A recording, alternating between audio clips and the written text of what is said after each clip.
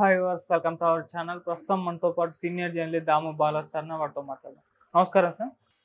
Sir గుడివాడిలో కొడలి నాని ఓడిపోతాడని చెప్పేసి పార్థదాస్ అనే ఒక సంస్థ నిర్వహించిన సర్వే అయితే చెప్తుంది సార్. మరి అసలు ఈ సంస్థ సర్వే ప్రకారం అక్కడ పరిస్థితి ఎలా ఉంది సార్? పార్థదాస్ అంటే ఆయన ఐఐఎం బెంగళూరు, ఆయన సెపాలజిస్ట్, వెరీ పాపులర్ సెపాలజిస్ట్. తనది చాణక్య పొలిటికల్ కన్సల్టెన్సీ, అది కూడా వెరీ పాపులర్. వాళ్ళకి కొంత అక్యురసీలో చాలా దగ్గరగా ఉంటుందని, 90% పైన అక్యురసీ ఉంటుందని చెప్తారనమాట. వాళ్ళు ఇప్పుడు కృష్ణా జిల్లాని మాత్రం చేశారు, ఆంధ్రప్రదేశ్లో ఓన్లీ ఒక జిల్లాని చేశారు. ఆ డీటెయిల్స్ ఆయన తన ఎక్స్ ఖాతాలో పెట్టారు. అందులో ఒక షాకింగ్ విషయాన్ని మనం చెప్పుకోవాలి. అదేంటంటే గుడివాడలో తెలుగుదేశం నుంచి వెనిగళ్ల రాము ఉన్నాడు. ఆయన ఎప్పటి నుంచో కూడా వెనిగళ్ల ఫౌండేషన్ పెట్టుకొని అక్కడ సంక్షేమ కార్యక్రమాలు ఎప్పటి నుంచో చేస్తున్నాడు. ఎన్ఆర్ఐ అతను బేసిక్గా. అతనికి చంద్రబాబు సీటు ఆల్రెడీ ఎప్పుడో కన్ఫామ్ చేశాడు. దానివల్ల ఆయన వర్క్ చేసుకుంటున్నాడు. మధ్యలో పటాబి లాంటి వాళ్ళు ట్రై చేశారు, కానీ వాళ్ళకి ఎవరికి సీటు ఇవ్వలేదు. చంద్రబాబు ఈయనకే ఇచ్చాడు. సో మధ్యలో జగన్ ఇతనికి సీట్ లేదని ఇంకెవరో హనుమంతరావు అని ఒక ఆయన సీటు ఇస్తున్నట్టు ఆయన ఫ్లెక్సీలు కూడా పెట్టారు. కానీ ఫైనల్గా నానికే ఇచ్చారు, కొడాలి నానికి. కొడాలి నాని అనగానే చంద్రబాబు కానీ, పవన్ కళ్యాణ్ కానీ, ఇటు బీజేపీ కానీ, ఆ కూటమిలో ఉన్న 3 పార్టీలు కూడా ఫోకస్ చేస్తాయి ఆయన ఓడించాలని. ఇప్పుడు ప్రతి పార్టీలో కూడా కొంతమంది టార్గెట్లు పెట్టుకొని ఇంకొక పార్టీ ఓడించడానికి ట్రై చేస్తుంది. తెలుగుదేశంలో ఏమో మనకి చంద్రబాబు, ఇటు లోకేష్, ఇటు బాలకృష్ణ, తర్వాత అచ్చెన్నాయుడు, ఇలాంటి వాళ్ళని టార్గెట్ పెట్టి చేస్తారు. ఇప్పుడు ఇంకా ఈయన చేరాడు కాబట్టి రఘురామరాజు, ఈయన మీద కూడా ఫోకస్ చేస్తారు.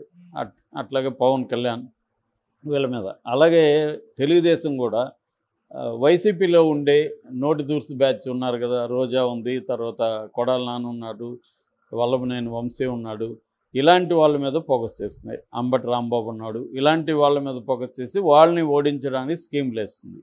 అలాగా కొడాలి నాని మీద కూడా చాలా స్ట్రాంగ్గానే వేస్తున్నారు. అయితే ఇప్పుడు ఈ సర్వే కృష్ణా జిల్లాలో మాత్రం సర్వే చేసింది. ముందు ఈ సర్వే కృష్ణా జిల్లాలో ఏమేమి చెప్పిందని చూస్తే, ఓవరాల్గా ఈ జిల్లాలో వైసీపీకి మెజారిటీ వస్తుందనేది చెప్పారు. దాదాపు 50.5% ఓట్లు వైసీపీకి వస్తుందని, టీడీపీ కూటమికి 47.6% వస్తుందని చెప్పారు. ఇక సీట్లకు సంబంధించి ఉమ్మడి కృష్ణా జిల్లాలో మొత్తంగా 16 ఉన్నాయి. ఇప్పుడు లేటెస్ట్ కృష్ణా జిల్లాలో 7 ఉన్నాయి. వీళ్ళు ఉమ్మడి తీసుకున్నారు. ఉమ్మడిలో టీడీపీకి కూటమికి 6 నుంచి 7 వస్తాయి. వైసీపీకి ఏమో 9 నుంచి 10 వస్తాయని.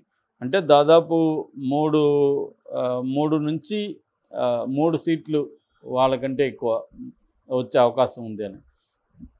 సో 3 నుంచి 4 వరకు ఎక్కువ వస్తుంది. సో ఇది వీళ్ళు చెప్తున్నది సీట్ల విషయంలో. ఇక దీన్ని వీళ్ళు ఓట్ల పర్సంటేజ్ని రకరకాలుగా లెక్కేస్తున్నారు. మేల్ చూసినప్పుడు మేల్ పాపులేషన్లో ఏ పార్టీకి ఎక్కువ ఉందని చూస్తే వైసీపీకి 49.1% ఉంటే కూటమికి 48.7. పెద్ద తేడా లేదు మేల్ పాపులేషన్లో. ఆల్మోస్ట్ ఇద్దరికి కూడా ఈక్వల్గా ఉంది. ఫిమేలే దెబ్బ కొడుతుంది. ఫిమేల్ పాపులేషన్లో వైసీపీకి 54.1% ఉంటే కూటమికి 44.6%. అంటే దాదాపు 10% తేడా కనబడుతుంది. 9.5% తేడా కూటమికి. అంటే వైసీపీకి 9.5% మహిళల్లో కృష్ణా జిల్లాలో ఉంది. ఇక ముస్లిం పాపులేషన్లో తీసుకుంటే ఈ జిల్లాలో 70.8% ముస్లిమ్స్ వైసీపీకి జయగొడుతుంటే కూటమికి ఓన్లీ 26.2% మాత్రమే కూటమికి జయగొడుతున్నారు. అంటే ముస్లిం పాపులేషన్ కూడా షిఫ్ట్ వచ్చిందని చెప్తున్నారు. అంటే వైసీపీకి బీజేపీతో కూటమిలో బీజేపీని తీసుకోవడం వల్ల వైసీపీకి ఎడ్జ్ పెరిగిందనేది ఈ పార్థదాస్ చెప్తున్నాడు అనమాట ఆ survey. Choice of prime minister గురించి కూడా ఈ జిల్లాలో సర్వే చేశారు.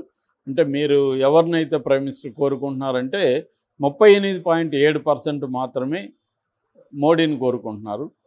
35 2% రాహుల్ను కోరుకుంటున్నాడు. అంటే మోడీకి కూడా విపరీతమైన మెజారిటీ అయితే ఆంధ్రప్రదేశ్లో ముఖ్యంగా కృష్ణా జిల్లాలో లేదు. ఇక నో చాయిస్ అంటే మాకు అట్లేం లేదు, మేము ఎవరైనా ఒకటే అన్నట్టుగా ఉండేవాళ్ళు, లేదు ఇంకా డిసైడ్ అవ్వలేదు అనుకునే వాళ్ళు 26.1% ఉన్నారు. ఇది ప్రధానంగా ఇక్కడ చెప్పింది. ఈ 2 విషయాలను మాత్రం వీళ్ళు చెప్పారు. ఒకటి నూజివీడు, ఒకటి గుడివాడ. నూజివీడులో వైసీపీకి ఎడ్జ్ ఉంది అని చెప్తున్నారు. నూజివీడులో తెలుగుదేశం వచ్చే అవకాశాలు తక్కువ ఉన్నాయని, గుడివాడలో మాత్రం టీడీపీకే ఎడ్జ్ ఉంది అనేది ఇప్పుడు చెప్తున్నారు. అంటే ఇంకా 40 రోజుల దాకా ఉందనుకోండి.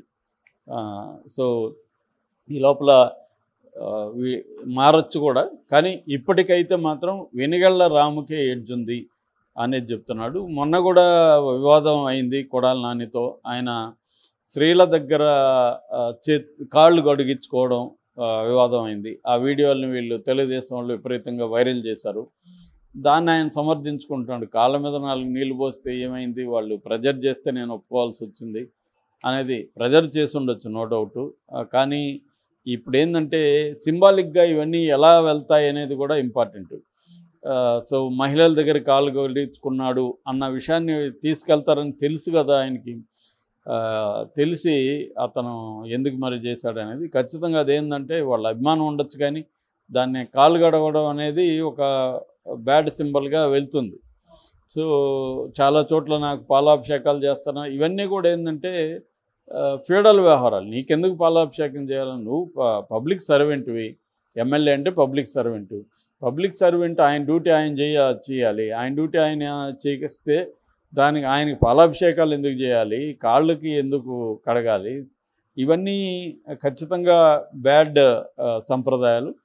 దాన్ని అతను చేస్తున్నాడు. రెండోది, అతని మీద నెగిటివిటీ కూడా పెరిగింది. ఎందుకంటే చంద్రబాబుని దగ్గర నుంచి ఎంత హేళనగా సీరియస్గా మాట్లాడతాడంటే, 2 పార్టీలో ఉన్నారు, ఆయన ఒక్కడే మాట్లాడతాడు నేను అనట్లేదు. ఇటు తెలుగుదేశంలో కూడా అంతకంటే ఎక్కువ మాట్లాడే బ్యాచ్ చాలా ఉన్నారు. సాక్షాత్తు లోకేష్ లాంటి వాళ్ళు, చంద్రబాబు లాంటి వాళ్ళే సీఎంను పట్టుకొని సైకోని మాట్లాడుతున్నారు. సో అది ఏమైందంటే ఎవరికి ఏమి తేడా లేకుండా అయిపోయింది. వాడు వీడని మాట్లాడతారు, సీఎంని సైకో అంటారు. అలాగే ఇతను కూడా అదే స్థాయిలో ఇతను కూడా చంద్రబాబును మాట్లాడడం, ఆయన ఒక ఎక్స్-సీఎం విమర్శించకూడదు. కానీ ఈ మామూలుగానే స్టాండర్డ్సే పడిపోయినాయి అన్ని పార్టీల్లో కూడా. అలా మాట్లాడే వాళ్ళనే ఎంకరేజ్ చేస్తున్నారు నాయకులు కూడా. ఎందుకంటే అలా మాట్లాడితేనే గట్టిగా కౌంటర్ ఇచ్చినట్టుగా నమ్ముతున్నారు. సో దానివల్ల ఏమవుతుందంటే ఈ నోటు దిరుసు నాయకులు లోకల్గా ఫోకస్ చేసి అక్కడ అభివృద్ధి మీద ఫోకస్ పెడితే ఖచ్చితంగా నిజానికి వాళ్ళ లాంగివిటీ అనేది వాళ్ళకు ఉంటుంది. వీళ్ళు దాని మీద కంటే కూడా వీళ్ళకి నోటు దూర్సు మీద ఇంప్రూవ్ చేసుకోవడం, కొత్త తిట్లు ఎలా తిట్టాలి, కొత్త ఇంట్రెస్టింగ్ తిట్లు ఎలా ఖాయం చేయాలి అది చెప్పడం, వీళ్ళు దాన్ని ఫోకస్ చేయడం. దుమ్ము లేపాడు మా నాన్నని వీళ్ళు దాన్ని ఇది చేయడం, నాని దెబ్బకి వాళ్ళకి చెవుల్లో రక్తం గారిందని పెట్టడం. ఎందుకు రక్తం కారుతుంది? ఎవడన్నా మనల్ని తిడితే మనకి ఎందుకు రక్తాలు కారుతాయి? వాడు ఇట్లాంటి ఒక పెరవట్టి గయ్యని మనం అనుకుంటాం తప్ప మనకెందుకు మనం ఎందుకు అఫెక్ట్ అవుతాం అతని బూతులు? అతని క్యారెక్టర్ ఇదని మనం అనుకుంటాం. మనం ఎఫెక్ట్ అయితే మనం వీక్ అని అర్థం. ఎవడు కూడా స్ట్రాంగ్గా ఉన్నాడు ఏదో ఒక మాట అంటే వీడు వీక్ అయిపోడు. వాడు వీక్ అని వీడు అర్థం చేసుకుంటాడు. ఏదో వీక్, వీడు ఫైట్ చేయలేక బూతులు తిడుతున్నాడు అనేది అనుకుంటారు తప్ప ఏం లేదు. సో ఆ మేరకి కొడాలి నానికి నెగిటివిటీ ఉందనేది ఈ సర్వే చెప్తుంది. మరి ఇప్పుడు టైం ఇంకా ఉంది కాబట్టి కొడాలి నాని దీన్ని సవరించుకొని ముందుకెళ్తాడా, లేకపోతే వెనిగళ్ల రాము చేతిలో ఓడిపోతాడా అనేది చూడాలి. అదిగా జరిగితే మాత్రం కొంత వైసీపీకి ఖచ్చితంగా దెబ్బే.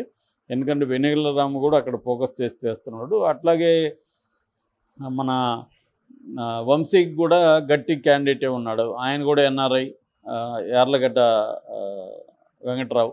సో ఆయన స్ట్రాంగ్ పర్సన్. రెండోది, గతంలో అదేదంటారు వారు వీరయ్యారు వీరు వారయ్యారని. గతంలో ఆయన వైసీపీ నుంచి పోటీ చేస్తే వంశీ తెలుగుదేశం నుంచి చేశారు. ఇప్పుడు రివర్స్ అయ్యారు. సో యార్లగడ్డ ఇటు వచ్చాడు, వంశీ అటు వెళ్ళాడు. Vamsi YCP, Yarlagadda TDP. So యార్లగడ్డకి కొద్దిగా సింపతి కూడా ఉందని చెప్తారు, గతంలో ఆయన ఓడిపోయారని. సో ఆయన కూడా కసిగా ఎప్పటి నుంచో ప్రజల్లో ఉండి పనిచేస్తున్నాడు. సో వీళ్ళిద్దరికీ కొంత ఇబ్బందే ఉంది. Okay sir, thank you so much.